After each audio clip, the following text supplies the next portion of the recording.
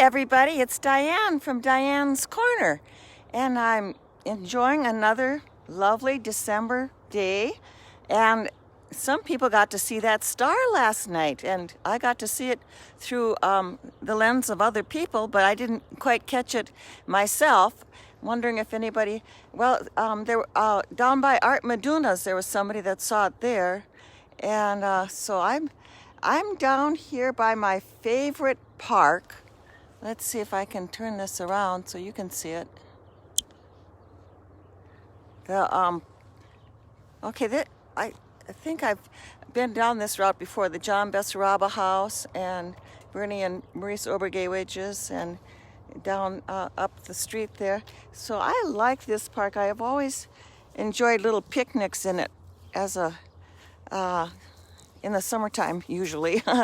But this year, as you can see, there's no snow on the ground and it looks pretty nice out here. They put in a little playground for the children and a picnic table. Added a little fence here. And so we're right here down by the Hart River again. And I was just thinking how I really did enjoy these little spots growing up, as well as everybody else did too. It was just kind of a treasure, really, that we took for granted. Really, it was there for us to use and enjoy, and we did. And there's that little playground there, and really see the bark on the trees. These are old trees. Here's a cute little guy here. And we used to always like to come down to this park because it had the water fountain. And the deal is you could get water down below or wash your feet if your feet were muddy. And above there you could drink the water there. And so this is kind of a nice little reading nook. It's dedicated to 125 years of North Dakota statehood, sponsored by Belfield Parks and Recreation, Belfield Community Club, and others, 2014. That community club was very active. When I first moved here in 2004, they invited me.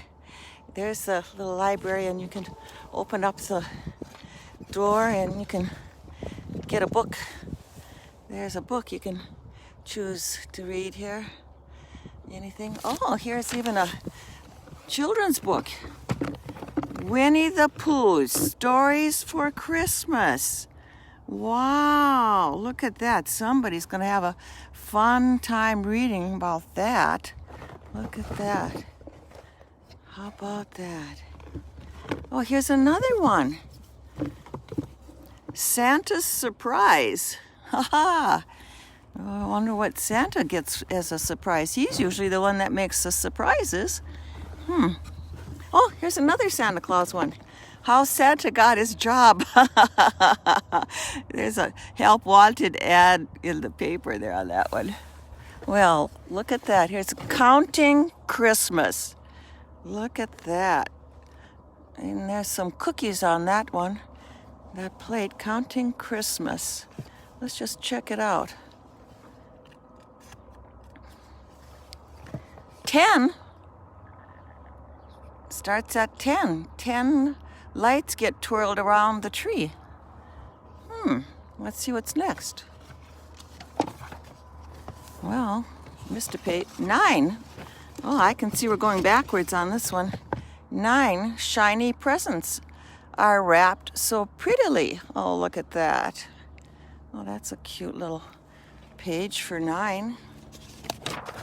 8 cookies for Santa baked by little elves. Yum.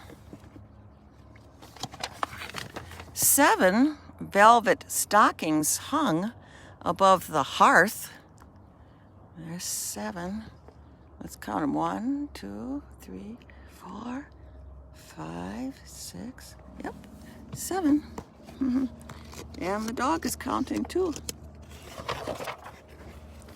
Oops, I missed a page. It sure is a nice day to be able to come out here and read a little book. 6, Slippered Feet Race. Upstairs to bed. 6. Oh, yeah.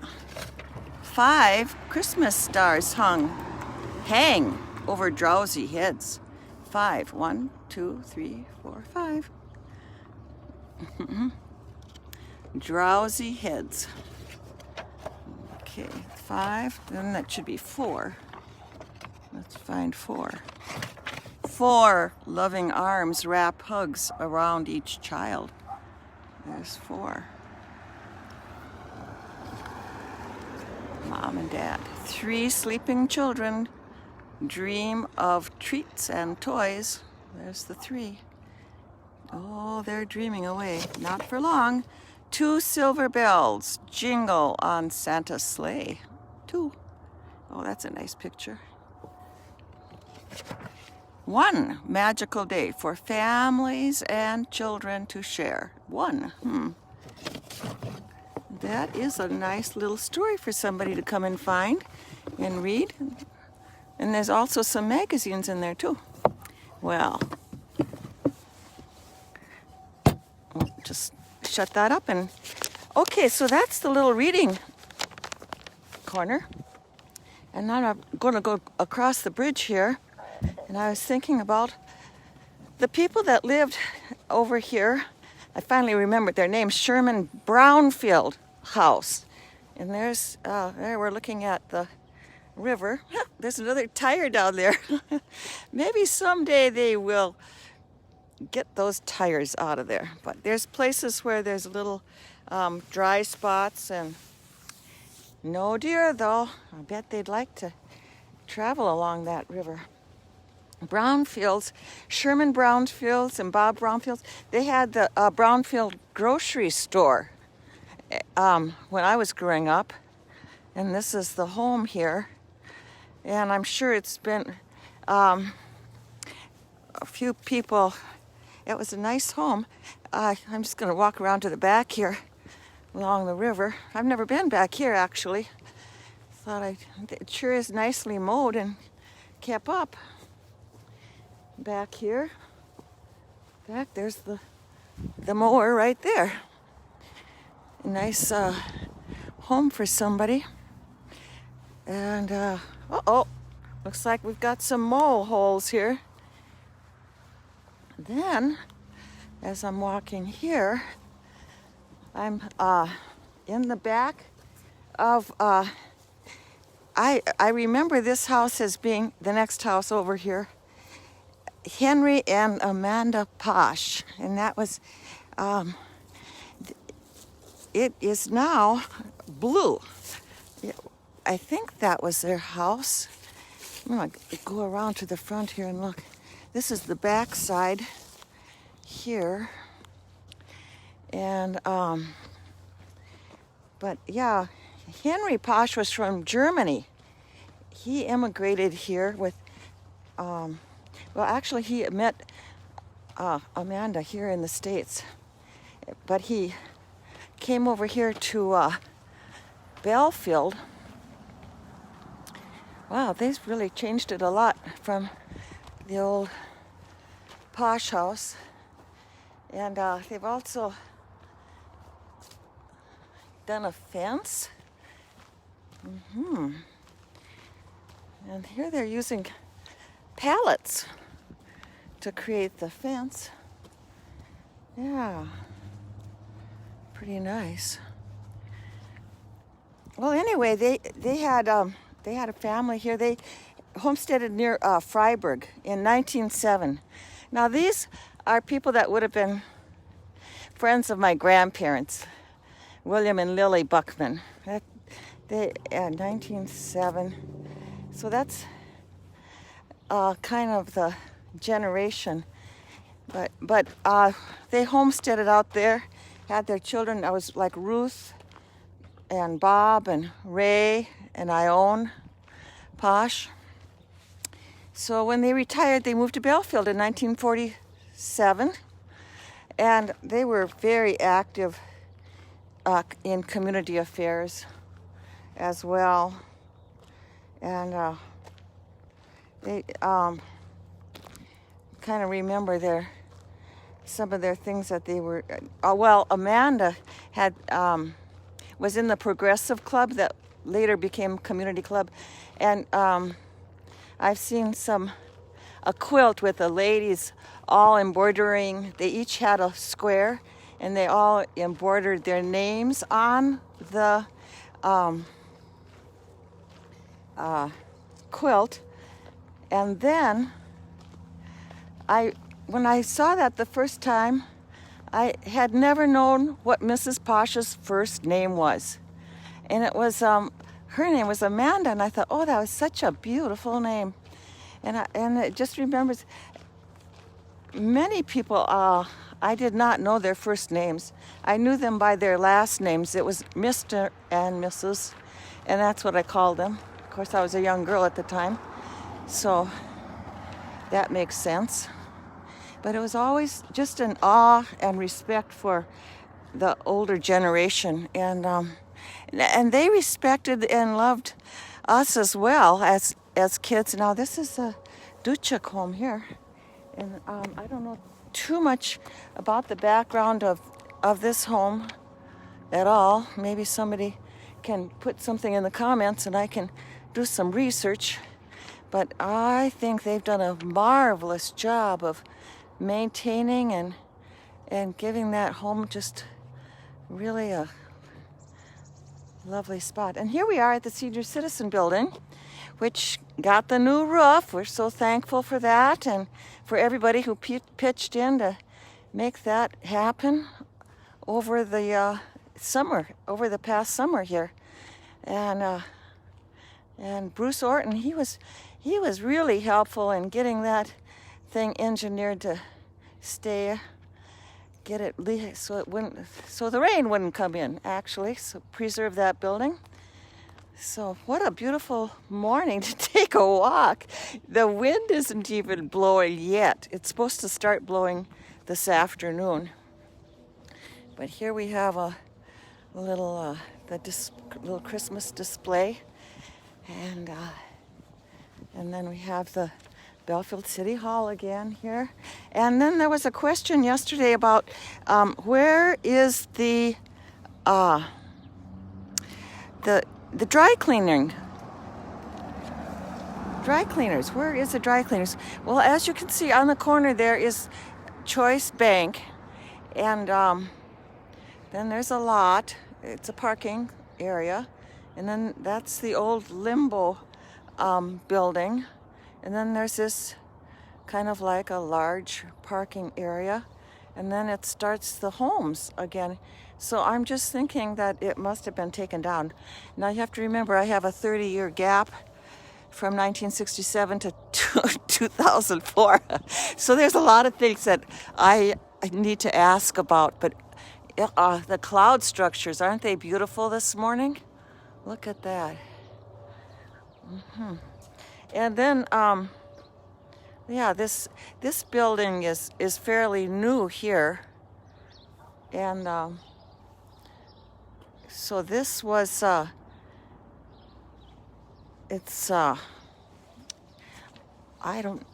not sure too much about this building either. But what a fine day for a walk. There's somebody. I'm going to take her picture, whoever it is. Oh, it's Marilyn Rickson going to get the mail from the bank. Wow. Yeah. Just look at that. 22nd of December. Well, I feel like you're walking right with me.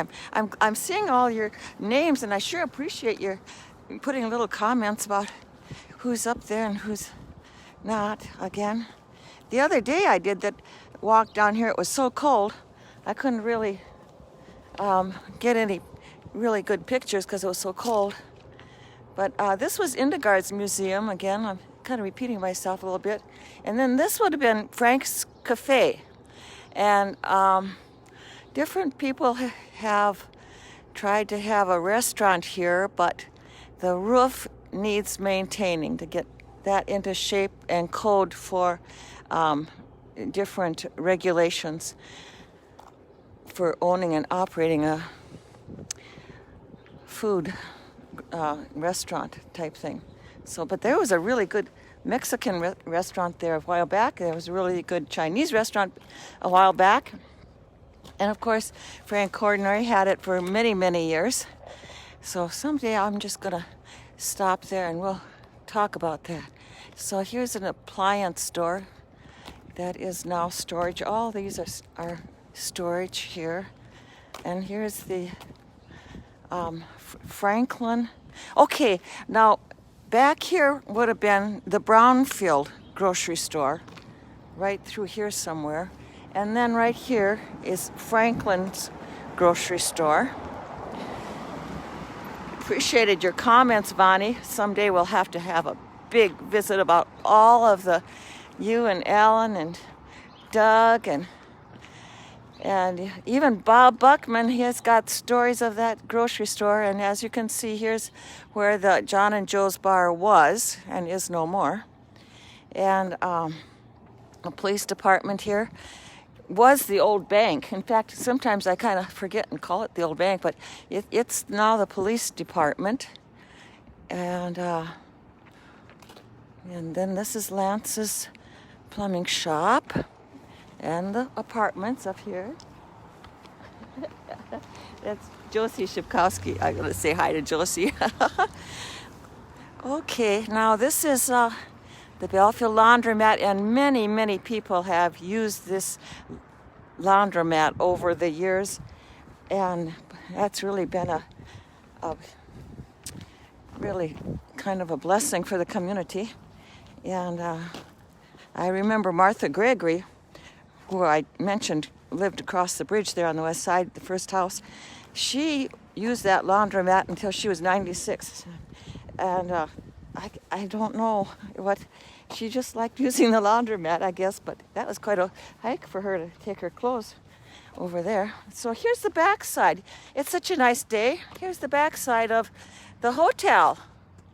Yes, now Louis and Gladys Hurt had the hotel when I was growing up, and he's got the steps on this side. They were over here, I think, when we were growing up. So that's a little change, but they used to have a hammock up there, and Gladys was Mom's sister, so we'd come visit and even have meals here, and that was pretty special to get to go up to the hotel and then play on that deck out there. That was pretty cool. So this is now the backside of the police station, which they've got the ramp to accommodate that. And let's see. Actually, here's the police car. No, it's somebody's car. Anyway, so here's the back of the Franklin's grocery store.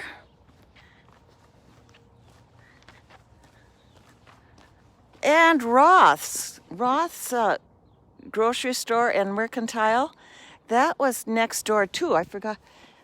I have to remember. This is such a good memory jogger for me of all these buildings. So this is the back of these buildings that we're looking at here.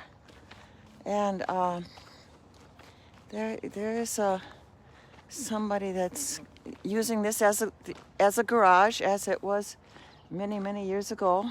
So I'll just kind of take a little hike in the back here.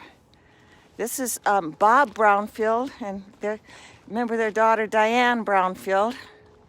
This is the backyard for that. And then Knopik's. And see, now I'm just not too familiar with the whole area, but somebody has put a fence here too in that. And my, those are beautiful old trees. It's kind of nice in the wintertime to be able to look at the trees and that beautiful bark that has that is gorgeous. And that's the Schaff house over there. And it's for sale. I'm not sure who has it, but they sure have kept it up so well. Across the street from the Legion Hall here. And they put up a little shed, it looks like. Yeah. Well, this has really been fun looking over all the homes and businesses here this morning, and I'm just going to see if I can get myself signed off here, because this is Diane from Diane's Corner. Have a good day. Bye now.